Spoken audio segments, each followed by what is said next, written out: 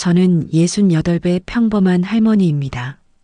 남편을 보내고 나서 혼자 살던 집에 딸이 손녀와 함께 들어온 지 벌써 10년이 넘었지요. 이혼 서류에 도장 찍던 그날, 딸은 눈물도 안 흘렸습니다. 그냥 짐을 싸서 왔어요. 손녀는 그때 5살이었습니다. 엄마, 이제 우리 세 식구는 제가 책임질게요. 딸은 그렇게 말하고 다음 날부터 출근했습니다. 새벽 6시 반이면 현관문이 열리고 밤 10시가 넘어야 돌아왔어요. 주말에도 노트북을 펴놓고 있었죠. 지금은 대기업 과장이 되어서 명함에 영업본부라는 글씨가 박혀 있습니다. 회사 사람들이 인정한다는 소리도 들었어요. 덕분에 여자 셋이 살기엔 부족하지 않은 삶을 살고 있습니다. 아파트는 작지만 햇빛이 잘 들고 겨울에도 따뜻했어요. 딸이 매달 통장에 넣어주는 돈으로 장을 보고 손녀 학원비를 냈습니다. 카드값도 밀린 적 없었죠. 손녀를 챙기는 건 자연스럽게 제 몫이 됐습니다. 아침밥을 차려주고 학교에 보내고 학원 픽업하고 저녁을 같이 먹었어요. 딸이 들어올 때쯤이면 손녀는 이미 잠들어 있었고 저는 설거지를 하면서 뉴스를 봤습니다. 그게 우리 집 하루였어요. 손녀는 밝고 말이 많은 아이였습니다. 학교에서 있었던 일을 쉬지 않고 떠들었고 친구 이름도 다 외울 수 없을 만큼 많았죠. 방문을 열어두고 숙제를 하다가도 할머니, 물 하고 불렀고 저는 그 소리가 좋았어요. 그런데 중학교 2학년이 되면서 달라졌습니다. 처음엔 사춘기련이 했어요. 방문을 닫기 시작했고 식탁에 앉아도 말이 없었습니다. 학교 어땠어? 물으면 응이라고만 했죠. 밥도 3숟가락만 먹고 일어났어요. 예전엔 반찬 투정도 하던 아이였는데 휴대폰이 손에서 떨어지지 않았습니다. 밥 먹을 때도 화장실 갈 때도 심지어 이불 속에서도요. 화면빛이 새벽까지 방문 틈으로 새어나왔습니다. 한 번은 새벽 2시에 화장실을 가다가 봤어요. 불이 켜져 있더라고요. 소은아, 늦었는데 자야지. 할머니, 공부 영상 봐요. 그 말이 익숙해질수록 나는 점점 아이의 마음에서 멀어지는 기분이 들었습니다. 아니, 정확히는 뭔가 다른 곳으로 가고 있다는 느낌이었어요. 손녀가 앉아 있는 자리는 같은데 시선이 다른 곳을 향해 있었습니다. 어느 날 저녁 딸이 회식이라고 해서 저는 손녀와 둘이 밥을 먹었습니다. 아이는 밥그릇을 앞에 두고도 휴대폰만 보고 있었어요. 국물도 안 떴습니다. 숟가락을 쥔 손이 멈춰 있었죠. 오늘 뭐 했어? 그냥요. 학원은 갔고? 응. 그 짧은 대화가 전부였습니다. 식탁 위 반찬은 그대로였고 밥풀만 몇 개 흩어져 있었어요. 손녀는 방으로 들어가면서 문을 닫았습니다. 똑 하는 소리가 유난히 크게 들렸어요. 설거지를 하다가 문득 귀를 기울였습니다. 예전엔 방 안에서도 웃음소리가 났는데 요즘은 조용했어요. 아니, 조용하다기보다는 소리가 다른 쪽으로 새어나가는 것 같았습니다. 휴대폰 너머 어딘가로요. 딸에게 말했습니다. 소은이가 요즘 좀 이상해. 엄마 사춘기예요. 다 그래요. 근데 말이 너무 없어. 제가 주말에 한번 얘기해 볼게요. 그러나 주말에도 딸은 회사에 나갔고 손녀는 방문을 잠갔습니다. 저는 거실에 앉아서 TV를 켰다가 껐다가 했어요. 시계 소리만 들렸습니다. 그날 밤이었습니다. 손녀 방 앞을 지나가는데 문틈으로 소리가 들렸어요. 진짜야, 이번엔 30만 원이나 된대. 목소리는 낮았지만 또렷했습니다. 저는 걸음을 멈췄어요. 숨소리를 죽이고 귀를 기울였지만 그 뒤로는 아무 말도 들리지 않았습니다. 문 안쪽에서 휴대폰 화면 빛만 깜빡였죠. 나는 그대로 거실로 돌아왔습니다. 소파에 앉아서 한참을 가만히 있었어요. 손녀가 누구랑 통화를 한 건지 아니면 영상을 본 건지 알 수 없었습니다. 그냥 그 한마디가 계속 맴돌았어요. 30만 원. 그게 뭐길래. 그날 이후로 저는 손녀의 방문 앞을 지나칠 때마다 걸음을 늦추게 됐습니다. 의식적으로 그런 건 아니었어요. 그냥 자연스럽게 발이 느려졌고 귀가 그쪽으로 기울었습니다. 문 안쪽에서 들리는 소리가 예전과 같은지 확인하려는 것처럼요. 하지만 대부분은 조용했습니다. 휴대폰 화면을 누르는 소리, 이어폰 줄이 스치는 소리, 가끔 작게 웃는 소리. 그게 전부였어요. 그런데도 저는 계속 귀를 기울였습니다. 뭔가를 기다리는 것처럼. 손녀는 방으로 들어가 문을 잠그기 시작했습니다. 예전에는 안 그랬어요.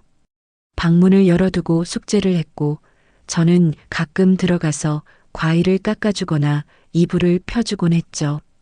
손녀는 귀찮다는 듯이 웃으면서도 그냥 내버려뒀어요. 할머니, 나 혼자 할 수 있어. 그렇게 말하면서도 문은 열어뒀습니다. 그런데 지금은 문을 닫았어요. 똑 하고 닫히는 소리 뒤에 찰칵 하고 잠그는 소리가 이어졌습니다. 처음엔 한두 번이었어요. 그러다가 매일이 됐죠. 이제는 방에 들어가면서 자연스럽게 문을 잠그는 게 습관처럼 보였습니다. 저는 그 소리를 듣고도 거실로 돌아왔습니다. TV를 켰어요. 뉴스가 나왔고 날씨를 알려줬습니다. 내일은 맑을 거라고 했죠. 저는 화면을 보면서도 귀는 복도 쪽을 향하고 있었어요. 식탁에 밥은 식어갔습니다. 저녁 6시 반이면 밥을 차렸어요. 국을 끓이고 반찬을 덜어내고 밥그릇을 3개 놓았습니다. 딸 것, 손녀 것, 제 것. 김이 모락모락 올라오는 밥 위에 참기름을 한 방울 떨어뜨리고 김치도 조금 더 담았죠. 손녀가 좋아하는 계란말이도 부쳤어요. 소은아, 밥 먹어. 할머니, 저 배 안 고파요. 그래도 조금은 먹어야지. 나중에 먹을게요. 나중은 오지 않았습니다. 밥은 그대로 식탁 위에 있었고 국물 위로 기름이 굳어갔어요. 저는 랩으로 덮어뒀습니다. 손녀가 나중에 배고프면 먹으라고요. 하지만 다음날 아침 그 밥은 그대로였어요. 저는 그걸 냉장고에 넣었다가 결국 버렸습니다. 그런 날이 일주일쯤 이어졌어요. 식탁에는 밥그릇 3개가 놓였지만 손녀 자리만 비어 있었습니다. 딸은 회의 때문에 늦는다고 문자를 보냈고 저는 혼자 밥을 먹었어요. 숟가락 소리만 식탁 위에서 울렸습니다. 딸은 늘 회의 중이었습니다. 주말에도 노트북을 펴놓고 있었어요. 거실 소파에 앉아서 키보드를 두드리고 전화를 받고 화면을 스크롤하면서 한숨을 쉬었습니다. 네, 그쪽 자료 제가 정리해서 보내드릴게요. 월요일까지 가능합니다. 그런 말들이 거실에 떠돌았죠. 소은이 좀 봐. 요즘 밥도 안 먹어. 엄마, 요즘 애들은 다 그래요. 저도 그 나이 때 그랬잖아요. 근데 너무 말이 없어. 사춘기예요. 괜찮아요. 딸은 그렇게 말하고 다시 노트북 화면을 봤습니다. 저는 더 이상 말하지 않았어요. 딸도 바쁜 거 아는데 제가 뭘 더 말하겠어요. 그냥 고개를 끄덕이고 부엌으로 들어갔습니다. 요즘 애들은 다 그래요. 그 말이 자꾸 맴돌았어요. 저는 설거지를 하면서 그 말을 곱씹었습니다. 정말 다 그런 걸까요? 밥을 안 먹고 말을 안 하고 방문을 잠그는 게 요즘 애들은 다 그런 걸까요? 그럼 예전 애들은 어땠을까요? 딸도 그랬나요? 기억이 잘 안 났어요. 저는 수세미로 그릇을 닦으면서 창밖을 봤습니다. 아파트 건너편에 불이 하나씩 켜지고 있었어요. 저녁 8시쯤이었죠. 어느 집에선 아이들 웃음소리가 들렸고 어느 집에선 TV 소리가 났습니다. 우리 집은 조용했어요. 학교 담임에게서 전화가 왔습니다. 할머니, 안녕하세요. 소은이 담임 김민주입니다. 네, 선생님. 무슨 일이세요? 요즘 소은이가 수업에 집중을 못해요. 자꾸 엎드려 있고 친구들이랑도 안 어울리고요. 혹시 집에 무슨 일 있나요? 저는 잠시 말을 잃었습니다. 무슨 일이 있냐고요? 저도 모르겠어요. 손녀가 밥을 안 먹고 방문을 잠그고 말을 안 하는 것 말고는요. 아, 사춘기라서 그런가 봐요. 그렇군요. 그래도 한번 얘기 나눠보시는 게 좋을 것 같아요. 애가 요즘 좀 많이 힘들어 보여요. 네, 그럴게요. 감사합니다, 선생님. 전화를 끊고 나서 저는 한참을 서 있었습니다. 손에 휴대폰을 쥔 채로요. 손녀가 힘들어 보인다고 했어요. 그럼 저는 뭘 본 걸까요? 손녀는 그냥 말이 없는 것 뿐이었는데 방을 정리하다가 낯선 쪽지를 발견했습니다. 손녀 방 청소를 하려고 들어갔어요. 학교 간 사이에요. 문이 잠겨 있지 않았죠. 저는 이불을 개고 책상을 닦고 바닥을 쓸었습니다. 책상 서랍을 열어서 연필을 정리하려는데 그 안에서 쪽지 몇 장이 나왔어요. 작은 메모지였습니다. 손으로 쓴 글씨였죠. 입금 확인, 보너스 지급 완료, 그리고 숫자 몇 개. 계좌번호처럼 보였어요. 은행 이름도 적혀 있었습니다. 저는 그 쪽지를 손에 쥐고 한참을 봤습니다. 입금이요. 보너스요. 손녀가 뭘 입금받은 걸까요? 어디서 보너스를 받은 걸까요? 아르바이트라도 한 건가요? 그런데 중학생이 아르바이트를 할 수 있나요? 쪽지를 다시 서랍에 넣었습니다. 그리고 방을 나왔어요.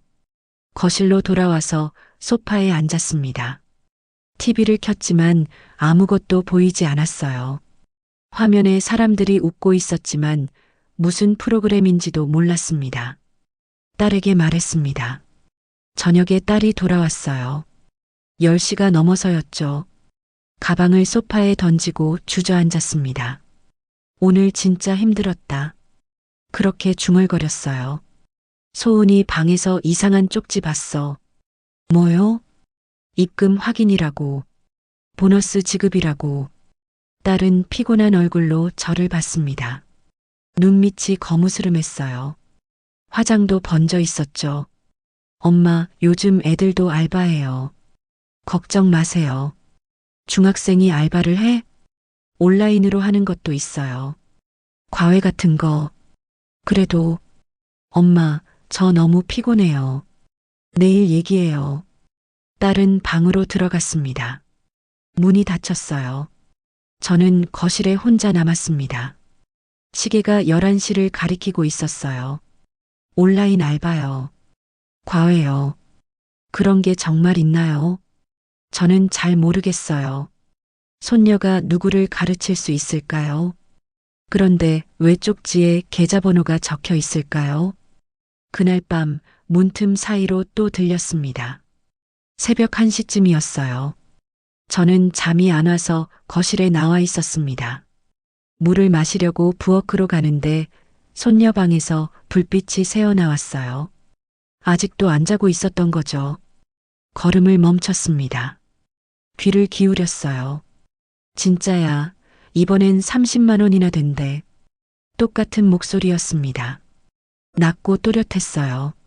저번에 들었던 그 목소리와 똑같았습니다. 30만 원이라는 숫자도 똑같았죠. 저는 그 자리에 서 있었습니다. 숨을 죽이고 더 들으려고 했어요. 하지만 그 뒤로는 아무 소리도 들리지 않았습니다. 키보드 두드리는 소리만 작게 났어요. 부엌으로 가서 물을 마셨습니다. 컵을 들고 있는 손이 떨렸어요. 물이 목으로 넘어가지 않았습니다. 30만 원이요.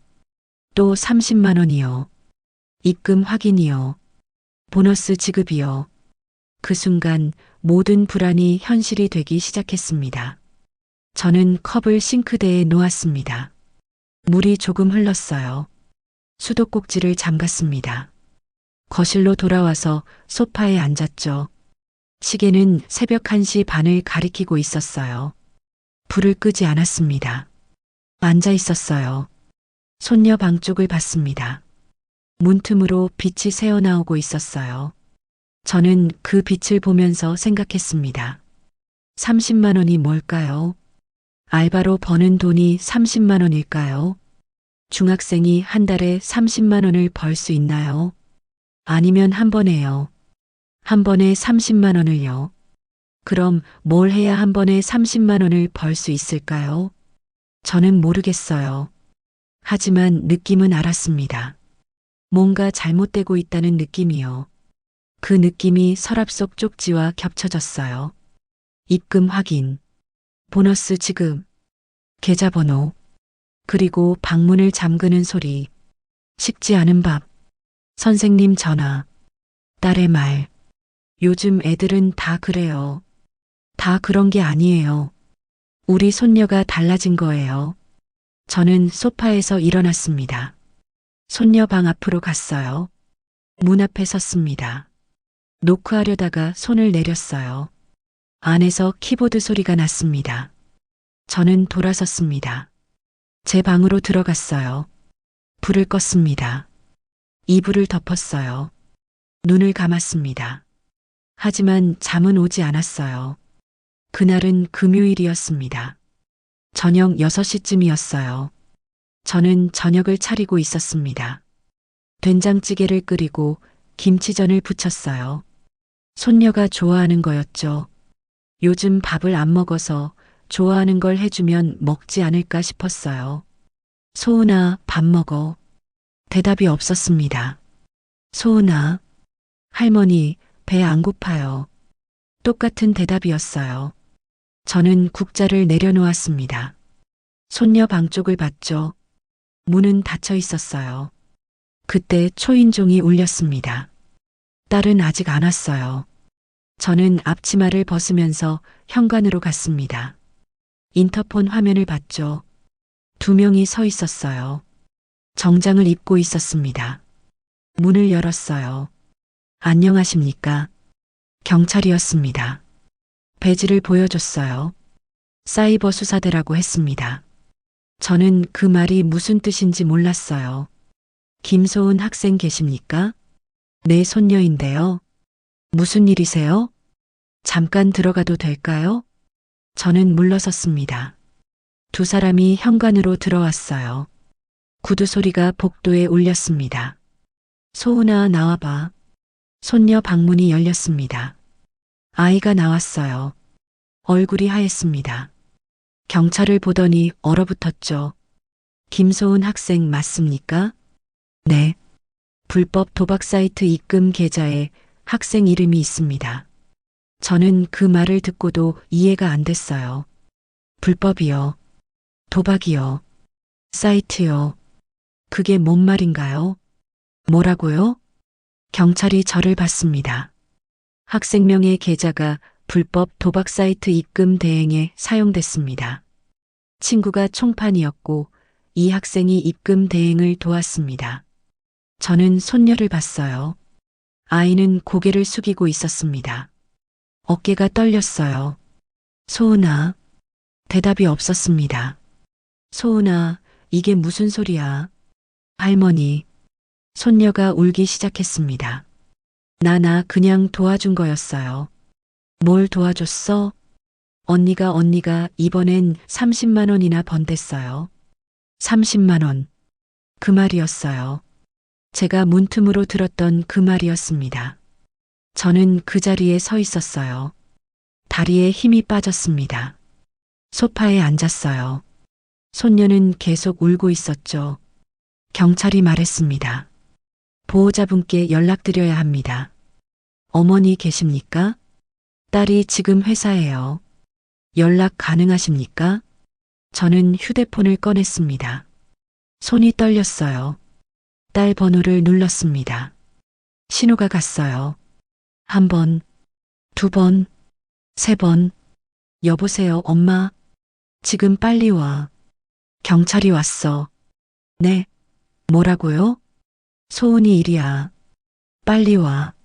전화를 끊었습니다. 경찰이 손녀에게 물었어요. 언제부터 했습니까? 2달쯤요. 어떻게 알게 됐습니까? SNS에서요. 언니가 먼저 연락했어요. 돈은 얼마나 받았습니까? 한 번에 5만 원이요. 몇 번 했습니까? 6번이요. 저는 그 대화를 듣고 있었습니다. 듣고만 있었어요. 입이 떨어지지 않았습니다. 30만 원, 5만 원씩 6번, 입금 대행, 불법 도박. 그 단어들이 머릿속에서 맴돌았어요. 현관문이 열렸습니다. 딸이 달려 들어왔어요. 숨을 헐떡이고 있었습니다. 가방도 제대로 안 메고 왔어요. 무슨 일이에요? 경찰이 다시 설명했습니다. 불법 도박 사이트, 입금 대행, 총판, 계좌 명의, 30만 원. 딸은 그 말을 듣고 손녀를 봤어요. 소은아. 손녀는 울고 있었습니다. 엄마. 딸이 주저앉았어요. 바닥에 무릎을 꿇었습니다. 손녀를 껴안았죠. 미안해, 엄마가 미안해. 엄마 나 몰랐어요. 나 그냥. 알아. 두 사람이 울고 있었어요. 저는 소파에 앉아서 그 모습을 봤습니다. 눈물이 나지 않았어요. 그냥 멍했습니다. 경찰이 말했습니다. 일단 조사는 해야 합니다. 하지만 미성년자고 입금 대행 정도라면 처벌은 어렵습니다. 그럼 보호 처분이나 교육 이수 정도가 나올 겁니다. 딸이 고개를 끄덕였어요. 하지만 문제가 하나 더 있습니다. 뭔데요? 총판 쪽에서 협박이 들어오고 있습니다. 협박이요? 학생이 입금 대행을 그만두겠다고 하자 총판이 가족 정보를 퍼뜨리겠다고 했습니다. 딸의 얼굴이 하얘졌어요. 그게 가능한가요? 이미 학생 개인정보는 넘어간 상태입니다. 주소, 학교, 가족 구성 다 알고 있을 겁니다. 저는 그 말을 듣고 일어섰습니다. 그럼 어떻게 해요? 경찰이 저를 봤어요. 저희가 수사 중입니다. 총판을 잡으면 해결됩니다. 잡으면요? 언제요? 빠르면 일주일, 늦으면 한 달 정도 걸립니다. 그동안은요? 조심하셔야죠. 조심하라고요. 저는 그 말이 이해가 안 됐어요. 어떻게 조심해요? 뭘 조심해요? 경찰이 명함을 꺼냈습니다. 혹시 협박 연락 오면 바로 신고하세요. 딸이 명함을 받았어요. 네, 감사합니다. 경찰이 나갔습니다. 현관문이 닫혔어요. 거실이 조용해졌습니다. 손녀는 울음을 그쳤어요. 눈이 빨갛게 부어 있었습니다. 딸은 바닥에 앉아 있었죠. 저는 소파에 앉아 있었어요. 아무도 말하지 않았습니다. 시계 소리만 들렸어요. 똑, 똑, 똑. 딸이 일어났습니다. 손녀를 일으켰어요. 방 들어가. 엄마. 들어가 있어. 손녀가 방으로 들어갔습니다. 문이 닫혔어요. 이번엔 잠그는 소리가 들리지 않았습니다. 딸이 저를 봤어요. 엄마. 괜찮아. 엄마. 내가 엄마 노릇을 못해서 그래요. 저는 고개를 저었습니다. 아니야. 내가 집에 있었어야 했어요. 내가 애 좀 봤어야 했어요. 너도 이래야 했잖아. 그래도. 딸이 울기 시작했어요. 손으로 얼굴을 가렸습니다. 어깨가 떨렸죠. 저는 일어났습니다. 딸 옆에 섰어요. 손을 얹었습니다. 그만 자책해. 엄마, 너도 나도 이 집도 너무 바빴던 거야. 딸이 저를 올려다봤어요. 눈물이 흘렀습니다. 이제 어떡해요? 저는 대답하지 않았어요. 모르겠어요. 저도 모릅니다. 그냥 딸을 안아줬어요. 등을 토닥였습니다. 딸이 제 품에서 울었어요. 오랜만이었습니다. 딸이 이렇게 우는 걸 본 게요. 한참을 그렇게 있었어요. 울음이 그쳤습니다. 딸이 물러섰어요. 눈을 닦았습니다. 엄마, 저 회사 그만둬야 할까요? 왜? 애 봐야죠. 저는 고개를 저었습니다. 일은 계속해. 하지만 대신 집에 일찍 와. 소은이랑 밥 먹어. 네. 그리고 나도 애 좀 더 볼게. 제대로. 딸이 고개를 끄덕였어요. 부엌으로 갔습니다. 찌개가 식어 있었어요. 전도 식었습니다. 저는 불을 다시 켰어요. 국을 데웠습니다. 밥 먹자. 딸이 식탁에 앉았어요. 저는 밥을 3그릇 퍼왔습니다. 손녀 방 앞에 섰어요. 소은아, 나와서 밥 먹어. 대답이 없었습니다. 나와. 문이 열렸어요. 손녀가 나왔습니다. 눈이 퉁퉁 부어 있었어요. 식탁에 앉았습니다. 셋이 앉았어요. 밥그릇 앞에 숟가락이 놓였습니다. 아무도 먹지 않았어요. 그냥 앉아 있었습니다. 저는 국그릇을 들었어요. 딸에게 떠줬습니다. 손녀에게도 떠줬죠. 제 것도 떠왔습니다. 먹어. 딸이 숟가락을 들었어요. 손녀도 들었습니다. 저도 들었어요. 밥을 한 숟가락 떴습니다. 입에 넣었어요. 넘어가지 않았습니다. 그래도 삼켰어요. 딸도 먹었습니다. 손녀도 먹었어요. 아무도 말하지 않았습니다. 숟가락 소리만 들렸어요. 그날 밤 셋은 아무 말도 하지 않았습니다. 거실 불을 껐어요. 각자 방으로 들어갔습니다. 문이 닫혔죠. 저는 이불을 덮고 누웠어요. 천장을 봤습니다. 어두웠어요. 눈을 감았습니다. 잠은 오지 않았어요. 불빛만이 깜빡이는 방 안에서 우리 집은 무너지고 있었습니다. 아니, 이미 무너져 있었습니다. 우리가 모르는 사이에 사건 후 일주일쯤 지났을 때 손녀는 상담센터에 다니기 시작했습니다. 경찰이 연결해 준 곳이었어요. 청소년 상담센터라고 했습니다. 일주일에 2번, 화요일과 목요일 오후 4시예요. 학교 끝나고 바로 가는 시간이었죠. 처음엔 제가 데려다 줬어요. 버스를 2번 갈아타야 했습니다. 손녀는 말이 없었어요. 버스 안에서 창밖만 봤습니다. 저도 아무 말 안 했어요. 그냥 옆에 앉아 있었습니다. 상담센터는 작은 건물 2층에 있었어요. 계단을 올라가면 하얀 문이 있었고 문을 열면 작은 대기실이 나왔습니다. 소파가 2개 있었고 잡지가 놓여 있었어요. 커피 냄새가 났습니다. 손녀가 들어갔어요. 저는 대기실에 앉아서 기다렸습니다. 1시간쯤이었죠. 잡지를 펼쳐봤지만 읽히지 않았어요. 그냥 손에 들고 있었습니다. 손녀가 나왔을 때 얼굴은 그대로였어요. 울었는지 웃었는지 알 수 없었습니다. 그냥 조용했어요. 가자. 응. 다시 버스를 탔습니다. 집으로 돌아왔어요. 손녀는 방으로 들어갔고 저는 저녁을 준비했습니다. 사회복지사를 만난 건 2번째 상담 때였어요. 손녀가 들어간 뒤 복지사가 저를 불렀습니다. 30 초반쯤 돼 보이는 여자였어요. 안경을 쓰고 있었고 말투가 차분했습니다. 할머니, 잠깐 얘기 좀 나눠요. 작은 상담실로 들어갔어요.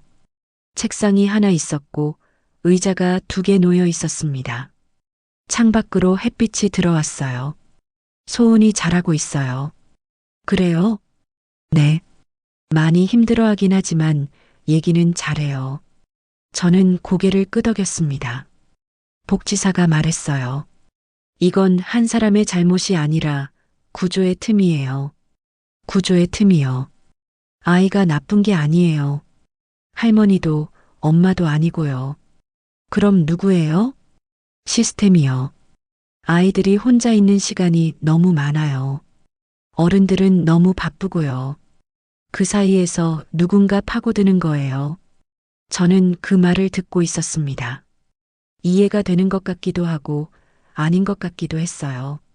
그래도 우리가 좀 더 봤어야 했어요. 맞아요. 근데 그건 이미 지나간 일이에요. 이제는 앞으로 어떻게 할지 생각하셔야죠. 어떻게요? 함께 있는 시간을 만드세요. 밥을 같이 먹고 얘기를 나누고 그냥 옆에 있어 주세요. 저는 고개를 끄덕였어요. 밥을 같이 먹고 얘기를 나누고 옆에 있어 주라고요. 그게 다예요. 딸은 퇴근 후 손녀를 직접 데리러 가기 시작했습니다. 목요일 상담은 제가, 화요일 상담은 딸이 맡았어요. 딸은 회사에서 조퇴를 했습니다. 오후 3시에 나와서 상담센터로 갔죠. 손녀를 데리고 집에 오면 6시쯤이었어요. 저는 그 시간에 맞춰서 저녁을 준비했습니다. 국을 끓이고 반찬을 내고 밥을 지었어요. 현관문이 열리는 소리가 들리면 불을 켰습니다. 다녀왔어요. 응, 씻고 와. 딸과 손녀가 씻고 나왔어요. 식탁에 앉았습니다. 저도 앉았죠. 밥그릇 3개가 놓였어요. 먹자. 잘 먹겠습니다. 숟가락을 들었습니다. 밥을 떴어요. 국을 떠서 입에 넣었습니다. 손녀도 먹었어요. 딸도 먹었습니다. 예전처럼 말이 많지는 않았어요. 그냥 조용히 먹었습니다. 하지만 밥은 식지 않았어요. 같이 먹었으니까요. 저녁을 먹고 나면 셋이 함께 밤길을 걸었습니다. 처음 걸은 건 딸이 제안했어요. 엄마, 산책 좀 하고 올까요? 지금? 네. 소은이도 같이. 손녀는 대답하지 않았어요. 하지만 신발을 신었습니다. 저도 신발을 신었죠. 아파트 단지 안을 걸었어요. 가로등이 켜져 있었고 바람이 불었습니다. 선선했어요. 손녀는 딸 옆에 걸었고 저는 그 옆에 걸었습니다. 아무도 말하지 않았어요. 그냥 걸었습니다. 발소리만 들렸어요. 한 바퀴 돌고 집으로 돌아왔습니다. 내일도 걸을까? 응.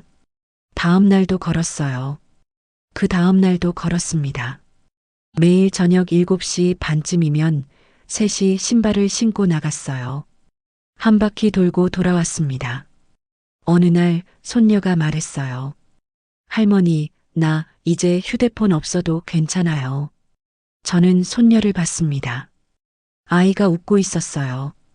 오랜만에 보는 웃음이었습니다. 딸이 웃었어요. 진짜? 응. 별로 보고 싶지도 않아. 그래. 그럼 나중에 다시 줄게. 언제? 내가 필요할 때. 손녀가 고개를 끄덕였어요. 저는 그 모습을 보면서 생각했습니다. 이제야 알겠어요. 가정을 지킨다는 건 돈도 직함도 아니었어요. 같이 밥을 먹고 서로의 하루를 묻는 일. 그게 우리가 잊고 살았던 가족이었습니다. 한 달쯤 지났을 때 손녀는 학교 신문 동아리에 들어갔어요. 담임 선생님이 권유했다고 했습니다. 글 쓰는 걸 좋아하냐고 물었다고 해요. 손녀는 잘 모르겠다고 했지만 들어가 보기로 했답니다. 일주일에 2번 방과 후에 모였어요. 화요일이랑 목요일이었죠. 상담이 끝나고 학교로 돌아가서 1시간쯤 있다가 왔습니다. 처음엔 별 얘기가 없었어요. 뭐 했어? 물으면 그냥요. 라고만 했습니다. 하지만 점점 말이 많아졌어요. 오늘 기사 주제 정했어. 뭔데? 가족이래요. 가족? 응.